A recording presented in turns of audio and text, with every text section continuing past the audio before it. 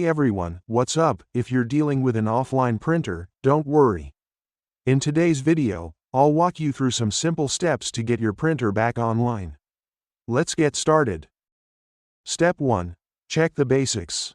First, let's check the basics. Make sure your printer is turned on and properly connected to your computer or network.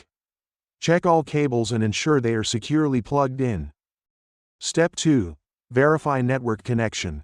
Next, ensure your printer is connected to the same network as your computer. If it's a Wi-Fi printer, check the Wi-Fi connection status on the printer's display. Step 3. Set printer as default. Sometimes, your printer might be offline because it's not set as the default printer.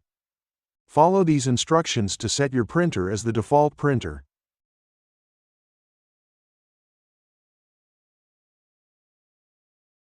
Step 4. Restart printer and computer. Often, a simple restart can fix the problem. Turn off your printer and your computer, wait for about 10 seconds, and then turn them back on. This can reset any temporary glitches. Step 5. Clear print queue. An overloaded print queue can also cause your printer to go offline. Follow these instructions to open print queue.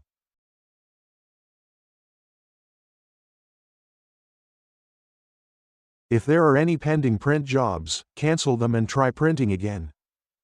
Step 6. Reinstall printer drivers. Finally, outdated or corrupted printer drivers can cause your printer to go offline. Visit your printer manufacturer's website, download the latest drivers, and install them on your computer. And that's it. Hopefully, one of these steps helps you get your printer back online. If you found this video helpful, give it a thumbs up, and don't forget to subscribe for more tech tips and tutorials.